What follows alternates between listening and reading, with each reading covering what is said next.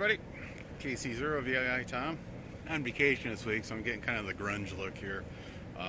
Weather, can't believe it's almost 60 degrees here this morning. Yesterday was outstanding, it was almost 75. But the problem is tonight it's going to start raining into Wednesday. More rain, snow Thursday, a lot of snow. Then Friday, kind of break off and melt everything. Well, one thing I was going to do was get poo out of the winter storage. But I hate to get too far along and have it freeze, so we're just going to scrap that. We'll come up with other plans for the week while I'm on vacation. Go spin around here. One thing I can do is show you. I had a few people ask when you bring the camper out of storage what to do. What I like to do is get in one corner, just pick a spot as a starting point. One thing you'll notice up here, some of the caulking is cracked from over the years of heating and contraction, so I'll have to scrape some of this off and reapply it. Rubber weather trim ring on some of the windows heats up and contracts and pops out of the raceway. You just find the seam, pull it out, and re-put it back in. Fairly easy fix. Being a 91, a lot of the plastic parts have broken down over the years from the UV light from the sun, and see if we can get that replaced. As you notice, the oxide has formed on this fiberglass side. It kind of grungy looking. When it's wet, you can actually write your name in it, and we'll cut to a video here shortly after we do the walk around how I wash it off. Over the years, the hubcaps have disappeared. We'll make sure all the tires are aired up. We'll see if we can find a pair of hubcaps that match the front, or buy 4 new hubcaps. Kind of common problem on some of these older models, the aluminum door with a hot water heater. As you can see, the paint doesn't stick to it too good, so we'll probably pop that off. TLJ said she's inside doing some planning right now. She wants to paint that up, so I'll let her do it. You can see a little bit of cracking there. Coming around the back side here, you got the tire cover. During the summertime, I like to pull that off like every other week, if I remember. Turn it inside out for an hour or two, let it dry out. It's amazing how much water accumulates in there.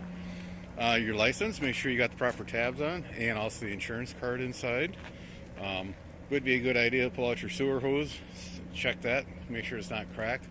That would not be a good thing to have that pop open, rupture a sewer line while you're dumping your tank. So we do have the batteries in. We got those in a little earlier because she wanted to win her field day, but the weather really got bad. As we come along, I hooked up the satellite antenna because we will probably be putting the electronics in since we can't get too carried away. Everything looks good up here. Front end looks okay. She did get an oil change here not too long ago before we put her away, so the oil's good. We'll just check the rest of the fluids.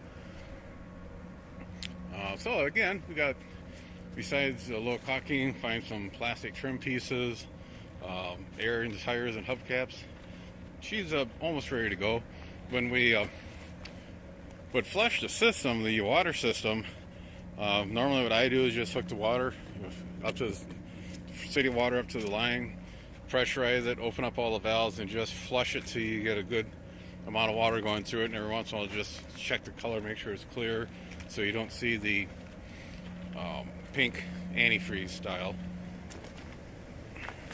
Make sure the dump tanks, usually I put a bucket underneath the dump tank, the valve over there, so in case I do dislodge something out of the dump tank, we'll collect it there and dispose of it properly. So outside doesn't look bad. This is the power washer. It's just kind of a hardware store or big box store, $100 special crusher. I forget what the model is. It comes with 2 wands, kind of a spray wand and a turbo wand over there that snaps off, a little quarter twist, and they come out. Usually I could do is take the ladder and power it, just wash down the roof. Normally you don't have to soap it down the roof unless you got a stubborn stain up there. Then we'll, this little hose here is for adding soap into the system. Just take some soap, put it in a cup, stick the tube in the cup, and she'll draw it up there, to the power washer. Rinse down about a 10-foot section, then go ahead and soap it down. Then I snap off the wand end, and we put this little guy on, the rotating bristle brush, get it all scrubbed down, then switch over and do a rinse, and move on to the next 10-foot section. I do 10-foot sections because one time I tried the whole sidewall. By the time I got down to the end to rinse it off, it was all dried. This is what I like to use in the camper, a gel gloss heavy duty RV wash and wax. It really cleans up that oxide, makes it shine.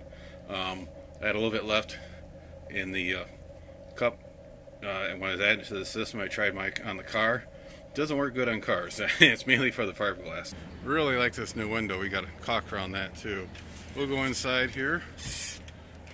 Usually in the storage throughout the winter, I always try to come out here at least once a month. I like to start the engine up, run it long enough till you get heat out of the defrosters. That keeps everybody happy in here. I always eyeball the roof. We always try to keep open the cabinets. You can see this is where I store my Girl Scout cookie stash. Have all the cabinet doors open so you can look in there, check the roof. You want to check the ceiling for any water leaks or anything like that, any discoloration. All in all, she's been holding up pretty good for us. Again, we are starting to put some of the electronic in, and we'll probably finish that up here. Washing, when you do wash the outside, make sure you, like you said, start from the roof and down so you don't get disgruntled. A couple of the other projects, besides flushing out all the RV antifreeze. The original owners, I believe they were backing into the garage or under a tree, and they knocked the original TV antenna off and they replaced it with a round permanent one, but they left a lot of the hardware. One thing I was going to do is repair that, at least get the crank cuff and an arm up. Picked this up from Hawkins Technology. This is a Wi-Fi high gain antenna. Mount this on the one of the arms to go down the road. It'll be horizontal. When you get to the campsite, you can crank it up. That would be feeding into this Hawkins Wi-Fi repeater. Kind of neat idea. You set this up.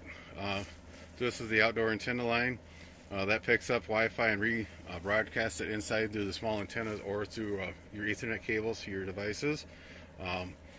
You set this up with a output SID of whatever, in all your devices. You set the Wi-Fi to go to that SID. Then when you get to the RV park or the campgrounds, you just set this to look for that name of the SID.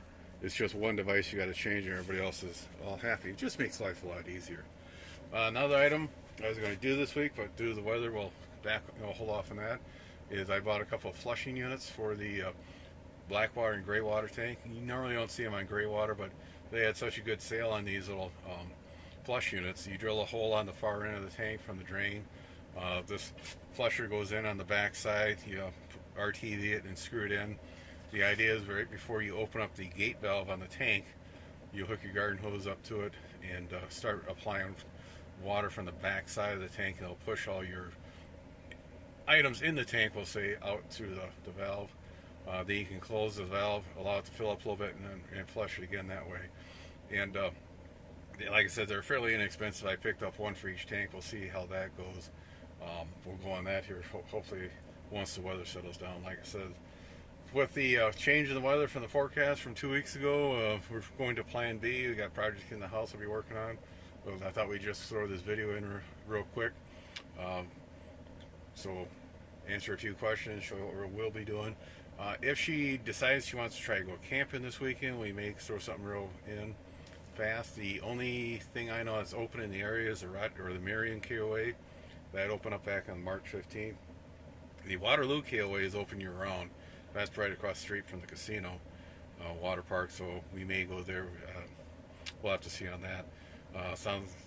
The Hayward KOA opens up next week, so we may just try to do something around the Easter weekend, do it that weekend. Then, like I said, it all depends on the weather, what's going to happen. So, but once that May 1st happens, we're going to be here because she is open, I should say. She's open every day in the month of May for her business. So, all in all, we'll let you guys go, and I'll find something to do and see if I can find my razor so I can shave by Monday. So that might be the game plan here. So 7-3, everybody. Take care. Be sure to tell your friends, neighbors, share, like, add any comments down below. I always enjoy reading them.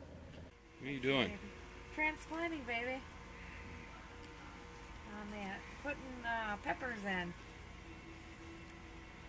Sweet banana.